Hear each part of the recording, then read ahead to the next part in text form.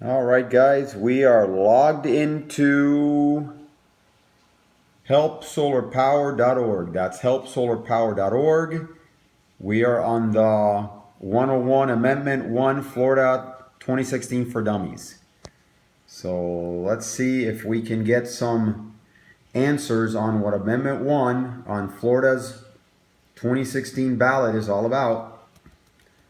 All right, let's take a look here. We got some quick facts about Solar Power Amendment 1 on Florida's November 2016 ballot. Amendment 1 was sponsored by the big utility companies to help big utility companies. Amendment 1, if passed, would hurt solar power in Florida and increase the cost of electricity for all Floridians. And over here, there's a little link where you can find out who all the big donors were. And second one, customers without solar power do not subsidize the cost of electric grid access to those who do, just like SUV drivers do not subsidize the cost of gasoline access to people who ride the bus, motorcycles, drive more fuel efficient vehicles. All right. 3. Consumers with solar power use less power, decrease demand, increase supply, and reduce electricity prices for everyone. Lower electricity prices help consumers, not electric companies. This is why the power companies are spending more than $16 million misleading and deceiving voters in Florida. The statement that solar power raises electricity prices is a pants on fire lie. And it says here, click on here to see more PolitiFact solar power. Looks good. This is a pretty easy to read site. It's got tons of info. Here we go. We can take a look at actually who all the big donors are. All right, this is on the Florida Department of State Division of Elections. Consumers for Smart Solar campaign finance activity. And who do we have here? Florida Power and Light, Duke Energy, Tampa Electric Company, Gulf Power and Light. So this should definitely not be called Consumers for Smart Solar. It should be called Utilities Against Solar. Here's another little diagram showing who paid for Yes on 1, also known as Consumers for Smart Solar. And as you can see, Duke Energy, FP&L, Tampa Electric, the Koch brothers, ExxonMobil, and Gulf Power. And there's a link here to more than 3,000 articles that have exposed Amendment 1 as a utility-backed sham solar amendment that is purposely misleading and would only hurt solar power in the Sunshine State. So there is a bunch of links from everywhere. You can see here Gainesville, Times, Huffington Post, Bradenton, News, Think Progress, Miami Herald, Tech Dirt, Orlando Sentinel, Naples News, Mother Jones, Tampa Bay.com, Rolling Stone. I mean, there's a whole bunch. Tallahassee.com, Earth Justice. And it just keeps going and going and going. Let's take a look here.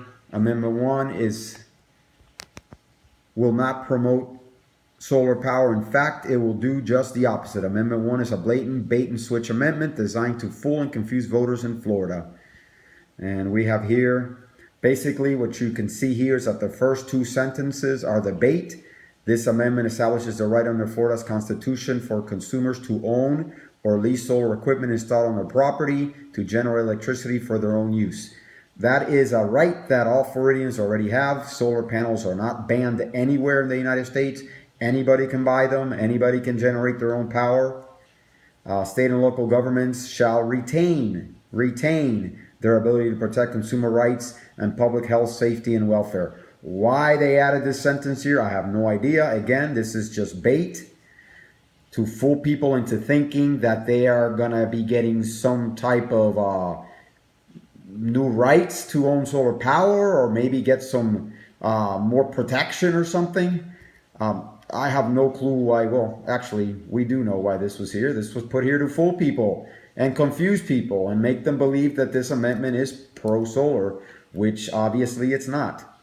And the switch, to ensure that consumers who do not choose to install solar are not required to subsidize the cost of backup power and electric grid access to those who do. So that's exactly what they are trying to do. They are trying to fine and punish people who have solar for having solar. This is a sham. This is a scam. What they're actually trying to do is get rid of net metering.